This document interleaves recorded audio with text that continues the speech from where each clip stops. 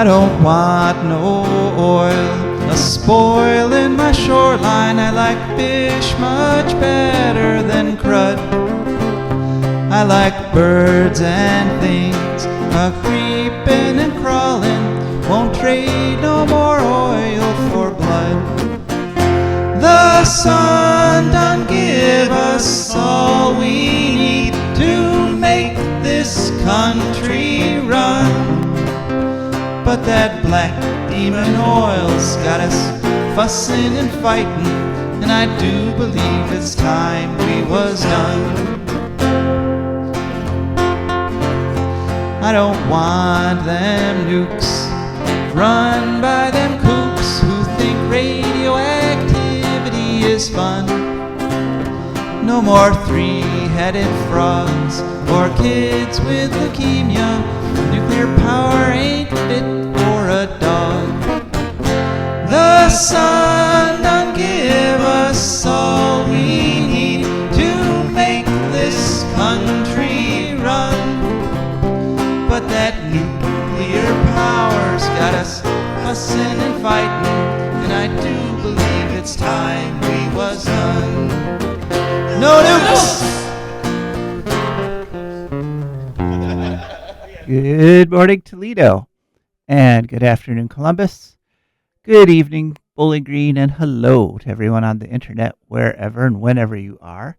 My name is Joe DeMare, and I'm here without my fantastic co-host, Rebecca Wood. Because of the snow that we're facing here, I thought it was best, given all the warnings, not to try to brave the side streets in the city of Toledo and to pick her up. So she's going to be calling in later. And so together we will still be making a fantastic show called For a Green Future. For a Green Future is a show where we talk about ecology and the environment.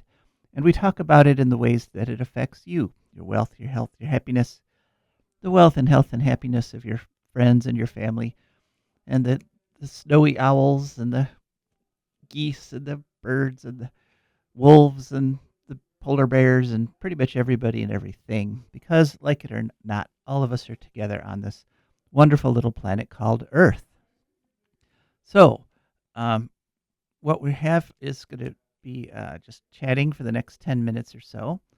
About any topic you like, and please feel free to call in at 877-909-1007. That's 877-909-1007. Or you can text 419-973-5841. That's 419-973-5841. And after we chat, then we're going to hear an interview with Nick Hennessy. And Nick Hennessy was... until fairly recently, he was a sustainability officer at Bowling Green State University. And so we're going to talk about sustainability officers and what they do and why we need them and what good are they. After that, Rebecca's going to call in, and she's going to be talking about the interesting plant called mullein. And after Rebecca's done, then it'll be time for ecological news from around the world. And as I said, hopefully at some point during this hour, we'll hear from you. So, had an interesting time getting in this morning. It was pretty bad. I had to use all my Western New York Buffalo driving skills. You start stopping way before the intersection and leave a lot of space between you and the next car and just be super cautious. And it's the kind of weather that if a lot of people start driving in it, there's going to be a lot of accidents. So if you have a choice today, don't go drive and just stay home, drink some hot cocoa, and have a good time. And of course, I want to remind everybody that just because it's cold here, it's about 12 degrees below average. But what's happened is we got this big blob of Arctic air that has headed south. It's over Canada and the U.S. right now. But the Arctic itself, the North Pole, is actually anywhere from 5 to 20 degrees above average right now. So literally, the Arctic air moved off the poles and has come down onto North America. And of course, we've talked about this before, with meteorologists, that this is an effect of global warming in that the jet stream, once things get too warm, once there's too much CO2 in the atmosphere, you don't get as big a difference between the poles and the mid latitudes. The jet stream gets all wibbly wobbly, it gets all big and loopy, and that's what allows that cold Arctic air to come all the way down here. And interestingly, it's been so cold and windy that that Lake Erie has now frozen over, and it froze over in record time. So it went all the way, unfrozen all the way to this is all three quarters of the way through January, and now suddenly almost the entire lake is frozen. In fact, there's supposed to be record ice levels. I don't know the thickness. I'm not telling you ice fishermen to get out there, but it is very interesting that it's just part of these chaotic patterns that were predicted as part of global warming. So, one interesting thing that happened to me this past week was January 20th, which of course was the anniversary of the inauguration of President Trump's second term, and so I got invited to speak at a public event where I talked about essentially what the Trump administration has done to the environment. And it was kind of depressing to go back over it because, there's been so many things, and there's so many things that push things like environmental news off the top of your mind. But it's important to remember that he did an executive order opening up ANWR, Arctic National Wildlife Refuge, to 1 million acres to oil and gas drilling. Just last week, of course, our show, we talked about how his administration's gotten rid of ALARA as low as reasonably achievable, and his EPA now no longer counts deaths or illnesses, in other words, effect on humans, when it does its cost-benefit calculations. They've decided, the EPA has decided that protecting human health is no longer worth anything. And of course, also this past week, this is the problem. He does so many things recently that it pushes some of the older stuff off. But it's important to note this one because he spoke at Davos. You've probably all heard some reviews of his speech at Davos, but he spent a good chunk of that speech railing against wind turbines again. And once again, it's just he was saying that China doesn't use wind turbines when China was sitting right there in the meeting. And China, of course, is literally the world's leader in wind energy. They have more wind turbines than any other country on Earth. And the rapid development of the wind turbines is why, as we reported last week, China's coal use has dropped. And, it does look like finally China has put so much wind and solar on the grid that their carbon emissions are actually finally dropping. We got more on that in a later story. But some of the other things that he's done that bear remembering was opening up the Songus National Forest in Alaska, and that's millions of pristine acres that have never been logged. But he wants to log them now because he also wants to get rid of the roadless rule, which was a rule that said if a place is pristine, if a forest has never been logged, you can't build a road in there to log it.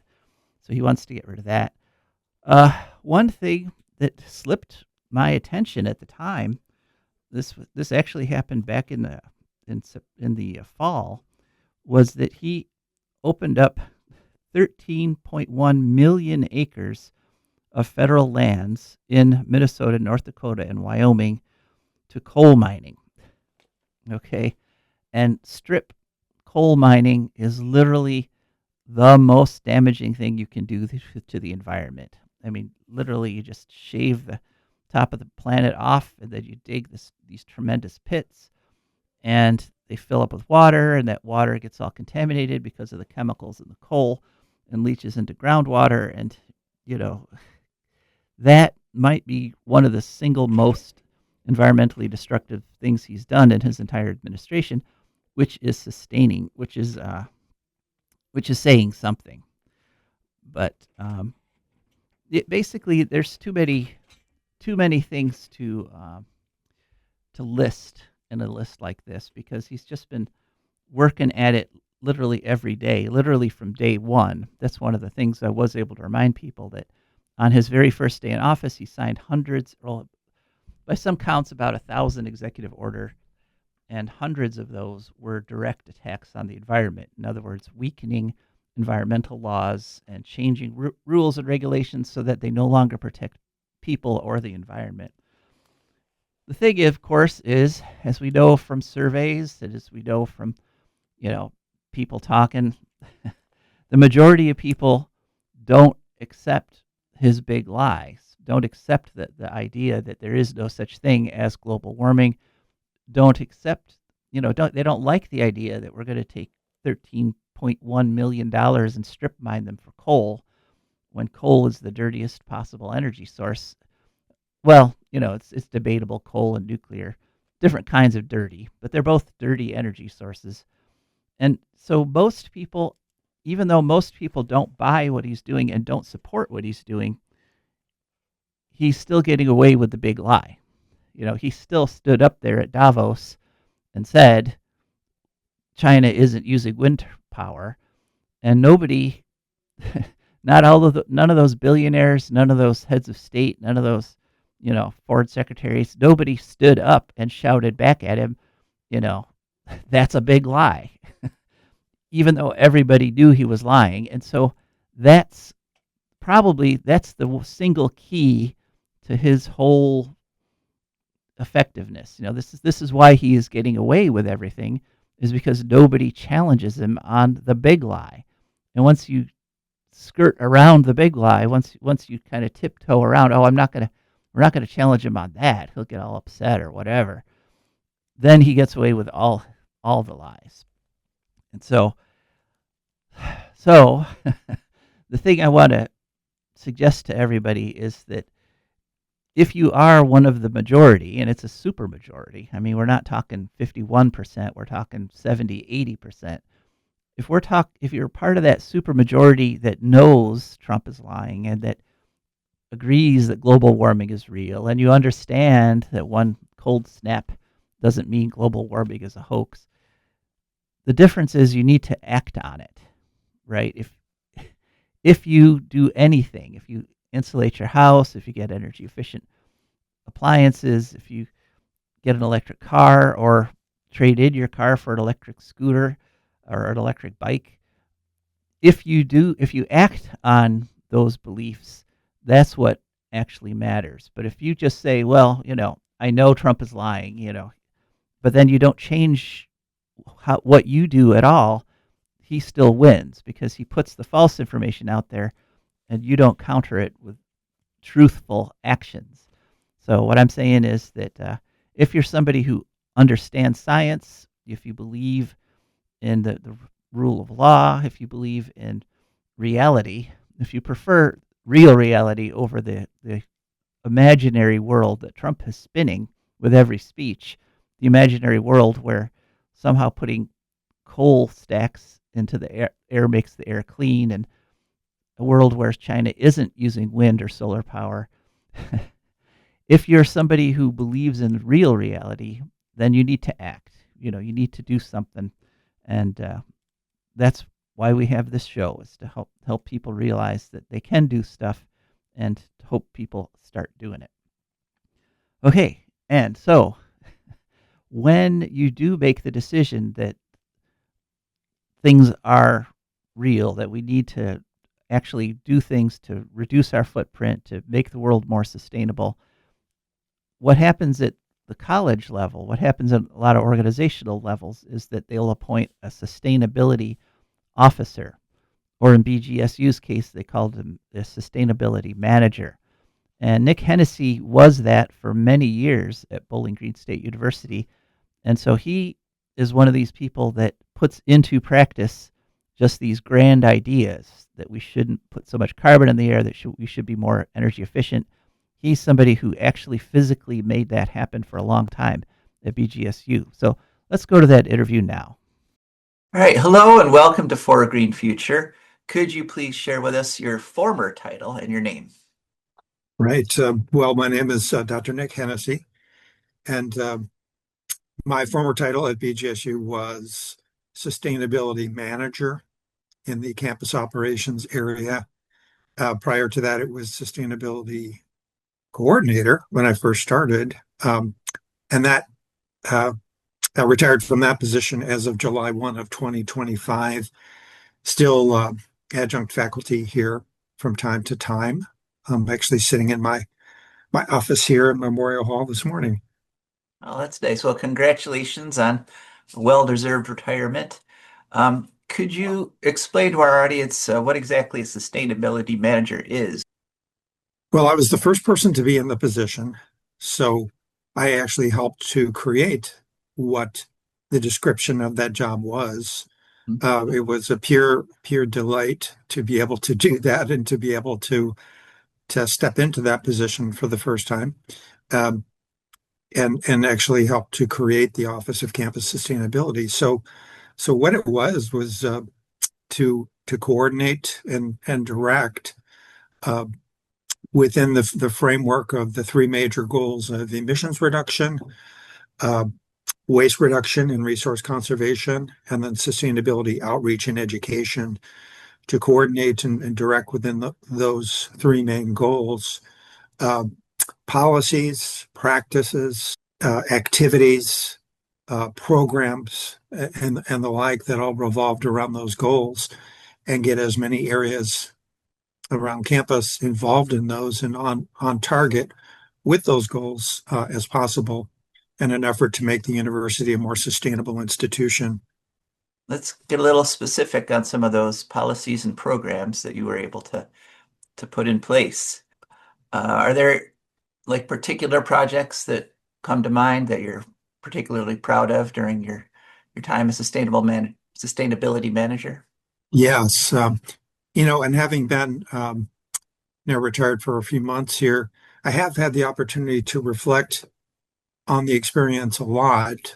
Actually, still working, you know, here and there with the person that stepped into the coordinator position. It's a little bit different job description than mine, but still somebody there full time working on sustainability. So been able to answer questions for him and direct him to the right sources.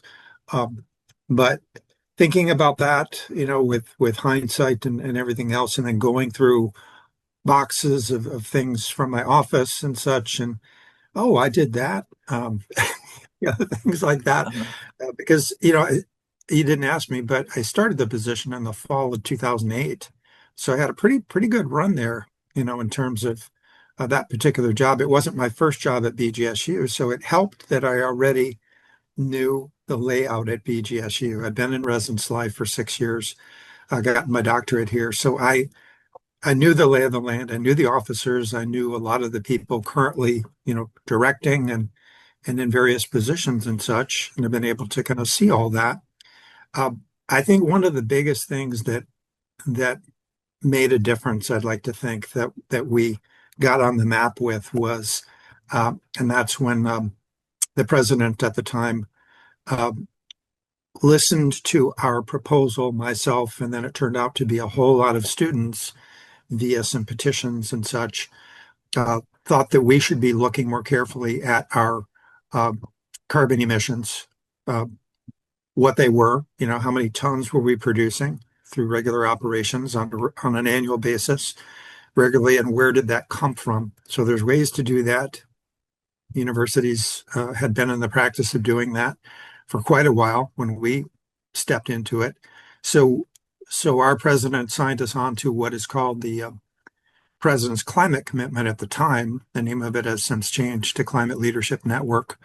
But we signed on to that and then agreed to do certain things. One of those was to measure our emissions, see where we were, and then agree to at least investigate and start to take certain actions to reduce those emissions and where we could, and make progress on that, and ultimately create a climate action plan. We did all those things.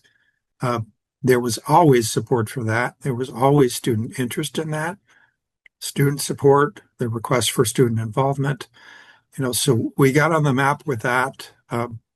got everything that we needed as far as the online support to be able to measure those emissions, see where we were, see where we stood, importantly, benchmarking with other institutions, our peer institutions and other schools in Ohio and nationwide, and begin to monitor that on a regular basis and then report it on an annual basis. That was a biggie.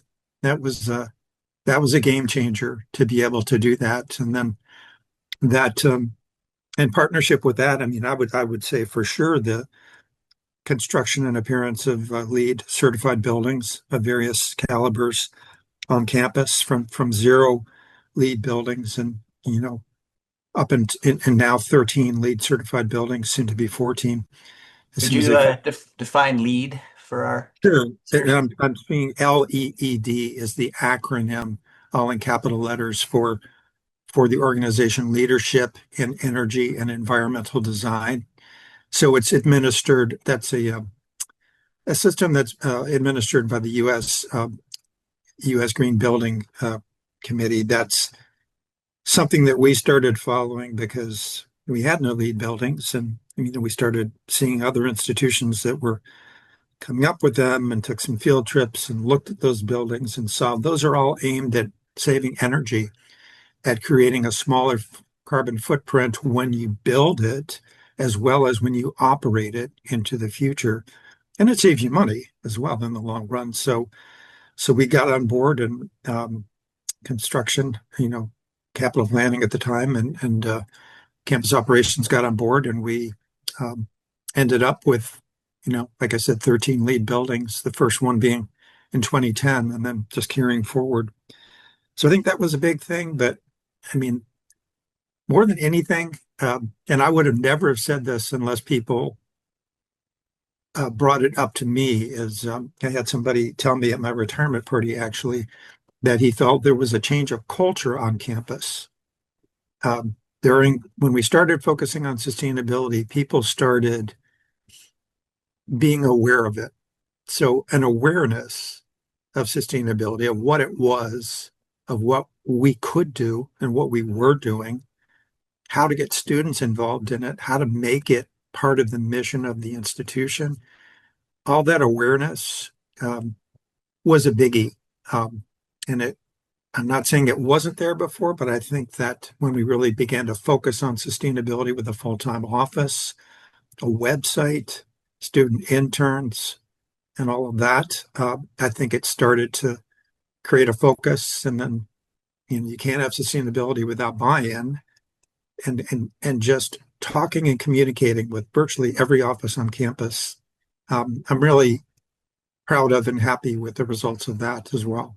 You can confidently say that you physically prevented tons and tons of CO2 from getting put into the atmosphere through your office's activities. I don't know if I can say but certainly as a team, Mhm. getting, energy management on board, and, would all of these things happen if there was no central office of sustainability? I don't know. I mean, it's possible, but I think that becoming aware through the president's climate commitment, and then knowing that that was a goal, that we wanted that to happen, understanding what that could do for us from not just an environmental standpoint, but what it could do for us from an economic standpoint. Uh, you actually even had some directives from, believe it or not, from the state of Ohio when this all started, you know, which that's since changed, of course, but various House bills and such that that required, certain action to take place and measurement of emissions, and that's all changed, of course. But from our standpoint, we experienced uh, energy reduction and cost reduction, and uh, were able to get recognized as a with the Princeton Guide to Green Colleges and Universities, which had never happened before as well. And I mean, I can tell you for sure that looking at the data, the carbon emissions went down. Mhm. It continued to go down. That's that some years it's greater than others. In order to reach carbon neutrality by 2040, which was what we set in the climate action plan as the goal way back when. If you factor that out, it would have required a 4% reduction, um, net reduction per year from the time of execution of the climate action plan in 2012 up until, or I'm sorry, 2014 up until 2040 to do that. Some years it's been good, some years it hasn't. I can't say exactly what we were with the analysis of last year's data, but the give and the take of it, sometimes, energy would go up, but waste would go down and, what have you. But overall net, it was steadily going down, and we were very happy with that. All right, well, this kind of brings me to my next question. You touched on how directives from the state have changed over this time. I think it's safe to say that there's some political controversy now over words that used to be universally accepted, like sustainability. Where do you see the future of the sustainability movement going? I mean, sustainability officers were sort of the boots on the grounds for helping us achieve sustainability. Now, do you think that is going to continue, or do you think that's in jeopardy right now? Yeah, I think that if the right things aren't done, it could be in jeopardy, is a short answer. I will say that um, I think what you're talking about is real. I think I had some limited experience with that near the end of my run, um, unpleasantly. And for me, having had so many years of rampant support, it was unsettling. I guess it was, in my mind, didn't want to recognize that it was real, I guess. But, I think that you're right about that. And I think it's probably to a different degree at various institutions. Um, I think it's touched every institution, but I think maybe that some of the private institutions that I worked with maybe impacted a little bit less. I will say one thing is I think that the interest on the part of students is still very strong. Uh, I think that needs to be recognized and that needs to be held on to, and maybe leveraged isn't the right word, but that's something important, right? Because we still bill ourselves, I think, as a public institution for the public good.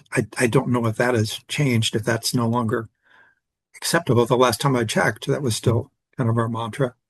So, certainly it's hard to argue that sustainability and what comes from it is not for the public good, right? So I think as long as it's part of that, as long as we're aiming at that, and as long as we want student engagement and student involvement, and we've got students that are very vocal about it and very passionate about it, that will help keep it strong, maybe regardless of what is happening at the political level or state level. I think it's very important to not give up. I think it's really easy to just say, well, let's let that program go. We're not getting any offices to sign up for that, or we're not getting this level of support for that. I think we need to be very careful to make sure that that's not happening, and persist, if you will, on that. I also think that, sustainability is a three-legged chair, right? You've got the environmental part, you've got the economic part, and the social part. Um, that's universal as far as the definition of sustainability. We need to push the economic part of that, or the leg of that chair, right? When we do sustainable practices, when we reduce our waste, build energy efficient buildings, and what have you, we are saving money in the long run. It's going to help us from an even, and with decreasing budgets and the like, that can only be a good thing. So I think that if we have to sell sustainability by focusing on money, so be it, right? I mean, we're still going to get the economic or the environmental benefit along with it. So that's an important aspect as well. And just, not giving up, I think it was hard for me near the end to, it's kind of like, I'm retiring, maybe I just um, throw this off to somebody else, but I'm trying to maintain that attitude that we need to keep it going. So I'm doing things like this. doing things like helping my successor actually serve as a volunteer, for some of the activities that are still happening. Certainly answering questions and providing support where needed to keep it a strong factor at BGSU. All right. Well, great. Well, thanks very much for this interview, and congratulations again. And I have interacted with some of those students at BGSU that were involved in the sustainability activities and programs. We had interviewed a few on our show a couple times in regards to the annual Earth Day festival. And I can echo that basically you were able to give the students who want sustainability, you were able to take that enthusiasm and help turn it into actual practice. And I think that was a great experience for a lot of people. There's still a lot of interest there. There's when we do a community service project or tree planting or whatever it is, or I know there was something for MLK Day over in the Restore. I think that that was they're always oversubscribed, with waiting lists. So that's encouraging. All right. Anything you'd like to add? No, just for anybody that's interested in sustainability, I know that there's ways to get involved, one way or the other, whether it's helping out at Black Swamp Arts Festival or any of the other things that are going citywide or even campus wide. To contact, the university sustainability office or to contact the city sustainability coordinator and express your interest. And there's a way for you to get involved and a way for you to get your questions answered as well, whether it's recycling or what to do with electronics or something like that. Our website alone is bound to give you a lot of answers to those questions. Okay. And I hope that answered any questions you folks might have about what a sustainability officer is. What did you think? Give us a call, 877-909-1007, or text 419-973-5841. Do you think having sustainability offices and sustainability officers is a good thing for an organization, or do you think that's just sort of one of those woke things that we're better off without? Give us a call, let us know. And speaking of letting us know, we got a nice text from a listener. And this listener's actually listening from Youngstown on the internet. And he says, the action I've adopted to reduce global warming is I've switched to public transportation for 95% of my local travels. In the Youngstown area, the Western Reserve Transit Authority is our public transit provider. And as Americans, that's actually the most important thing that a person can do that will allow them to reduce their carbon footprint the most is to not drive, because all these cars we're driving, that's what's driving up the carbon out of the United States. That's the single biggest contributor for the average American is driving a car. So if you can do like this fella in Youngstown and switch to public transit, that's good on you. That's a good decision. Okay, now it's time to hear from our advertisers and patrons. Imagine a place where nature meets adventure, where you can climb, paddle, fish, and explore. That place, it's right here in Wood County. The Wood County Park District is here to protect, preserve, and inspire. We conserve natural and cultural treasures so you can enjoy the outdoors like never before by maintaining green spaces, providing fun programs, restoring wildlife habitats, and leading outdoor adventures. The Wood County Park District, preserving nature, creating adventure, and inspiring a greener future. Want to connect with nature? Try your hand at archery, bouldering, geocaching, paddling, rappelling, and more. Whether you're seeking experience or a peaceful retreat, our parks are open every day, from 8 a.m. to 30 minutes past sunset all year round. Come explore, get outside, experience nature. Your parks, your adventures waiting for you. Find us online at wcparks.org or follow on Instagram, Facebook, or X, or call 419-353-1897. That's 419-353-1897. The Wood County Park District, preserving nature, creating adventures, and inspiring a greener future. And of course, For Green Future is also brought to you by our patrons. and our patrons are fantastic people who've gone to patreon.com. There, they searched for For a Great Future. Up popped our Patreon page, and they chose a membership level that matched their budget. And before they knew it, a little bit came out of their account, comes over to us, and that's what keeps us on the air with this fantastic program.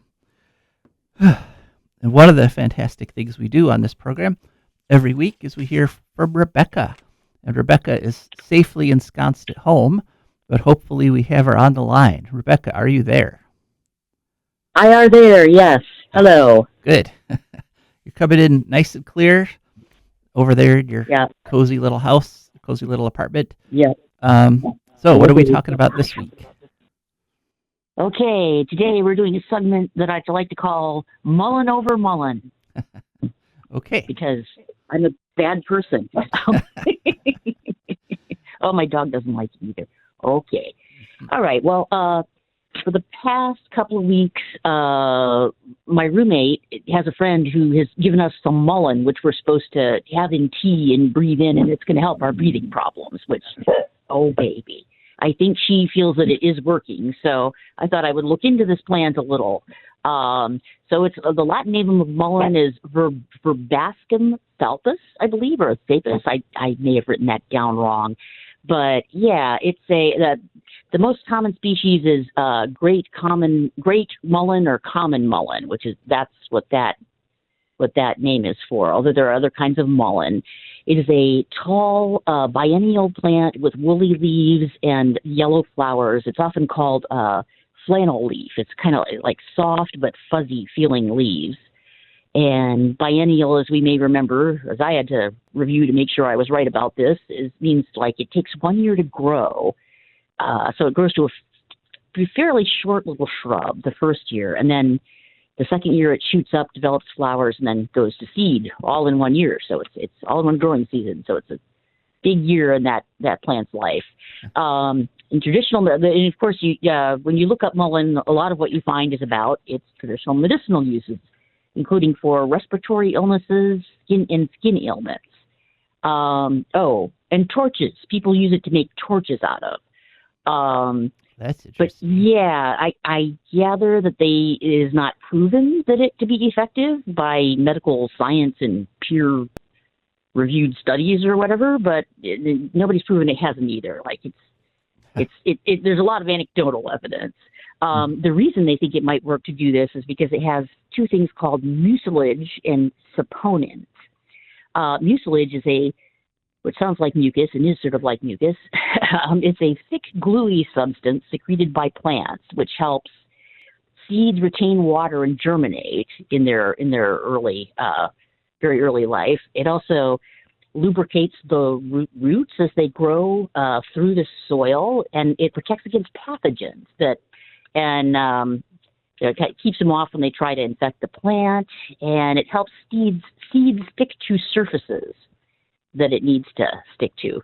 Saponins are antimicrobial and bitter, and they foam when you expose them to water, which is we're pretty sure that they were originally used as soap by some ancient peoples. So these together have the effect of loosening the mucus and soothing the airways.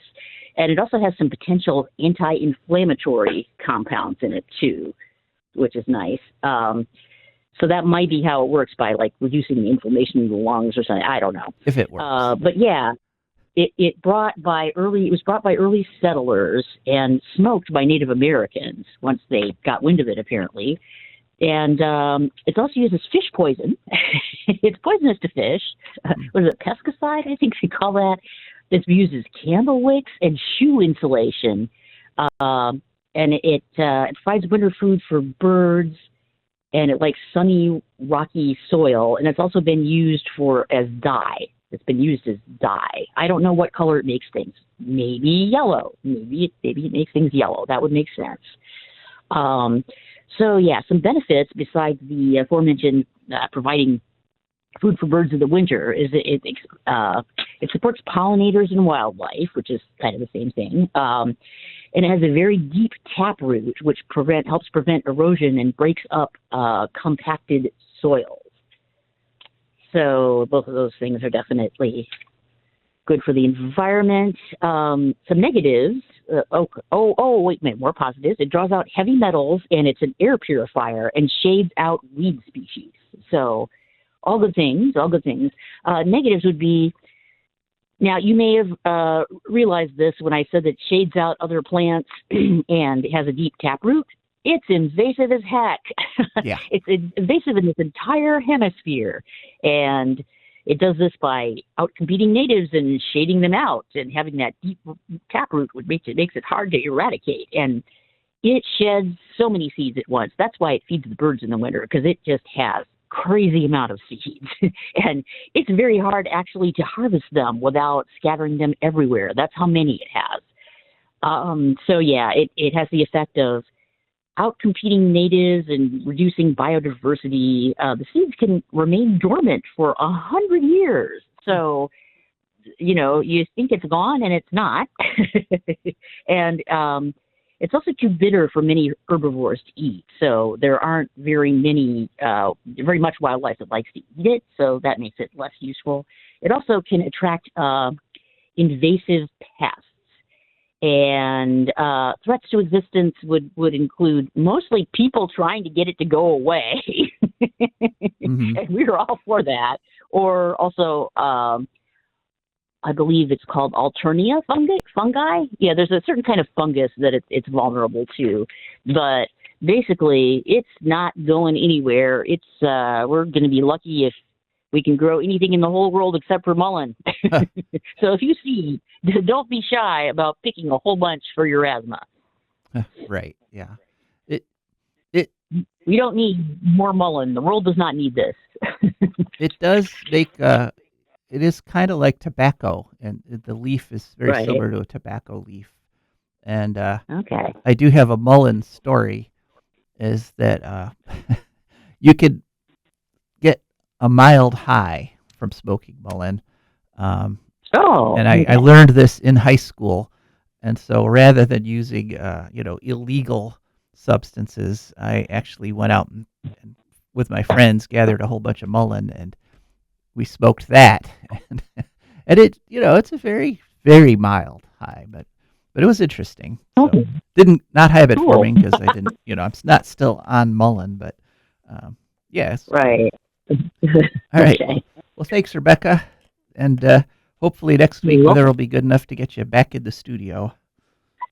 You were right about the side streets. They are very, very bad. Like, I opened my side door and there was a little bit of snow which had come in under and I have like a step going down to the driveway. Okay, I have a couple steps, but still some snow had managed to blow in onto the landing inside, and yeah, it's just about ankle deep out there. We just about could just step out into the snow and not have to mess with the steps. Yeah, I've been on your side street before when the snow was bad, and I didn't want to, even with the Wonder Van that I was plowing through it's snow much drifts worse. on the way here. I was not prepared to deal with your It's road. much worse now than you've experienced ever before. Yeah. Okay. All right. Well, thanks, and we'll see you next week, Rebecca. Okay. Bye-bye. Bye. Okay. Rebecca's departure opens up the line for calls at 877-909-1007. And, of course, we still have our texting at 419-973-5841. On to ecological news. And I got to start off the bat with some bad news. This is a story by AP on January 21st. And the title is House Republicans to Lift 20-Year Ban on Mining New Pristine Boundary Waters Canoe Area. And the Boundary Waters of Minnesota, if you've never been, and I actually have never been, but I've seen lots of pictures and talked to a lot of people who've been there. It's amazing. It's 1.1 million acres. It's 120 miles long along our border with Canada and Minnesota. And every year, roughly 250,000 people go there and get permits for camping and canoeing. And it is one of the very few pristine places in the contiguous United States. It's never been logged. There's no buildings, no construction, no roads. and that's why it's called, the boundary waters area. It's all streams and ponds and lakes, and it's just amazing. 120 miles of water that you can canoe or kayak to. And unfortunately, there is a Chilean mining company with the evil sounding name of Antofagasta. The Antofagasta mining company out of Chile wants to open a copper mine right next to the boundary waters in the national forest, the Superior National Forest. Now, for 20 years, there's been a moratorium on mining in that area because mining destroys waterways like the boundary waters in several ways. One is that the leachate, the runoff from the mine, is toxic, so you end up just poisoning the area with copper and other minerals. Another is that mining lowers the water table, and so literally just having a mine means that you could, even if it's miles away, it could literally drain the boundary waters dry. And so Biden opposed this 20-year moratorium, but it has been in place through a whole bunch of administrations because the area is still pristine. It's never been logged and never been destroyed. But the Republicans say that when Biden put his moratorium in place, he didn't officially notify Congress, so they can do something. It's called a congressional approval, or it's the Congressional Review Act. Okay, this was something put in place in 1996, and it gives Congress 60 days to respond to any new regulation by the federal government in terms of a federal government agency. So it can't reverse an executive order, but if, let's say, Biden or Trump even tells the EPA to do something, and the EPA then issues a regulation based on that executive order, the Congress can actually reverse that if they act within 60 days. It's called a resolution of disapproval. And so the Republicans in the House of Representatives have pushed through a resolution of disapproval on the moratorium on mining next to the boundary waters. And if this goes through the Senate, then the boundary waters, literally all 1.1 million acres of them, could be destroyed. So a lot of these actions that they're taking, the Republican-controlled Congress are literally physically destroying our country. And perhaps part of the reason is corruption, because we go to our next story. This is a story in Cleveland.com on January 23rd. The title is Ohio Senator Faces Ethics Complaint Tied to Oil and Gas Legislation. And it turns out that Ohio Senator Brian Chavez, who's from Marietta, Ohio, he has been pushing forward laws that would benefit companies that he's directly connected with. So this organization called the Washington County for Safe Drinking Water has actually filed a complaint with the state saying that he is in violation of ethics. He has all kinds of conflicts here, specifically with something called SB 219, which changes the regulations around orphan wells. And orphan wells are natural gas wells that have been abandoned. And so there's no corporation to come close them down. They're spewing methane into the air and oil into the water. And so the state comes in and using our tax dollars plugs them up. So he owns a company that is part of that plugging. But he also owns companies that do injection wells. And injection wells are the companies that pump poison down into the ground.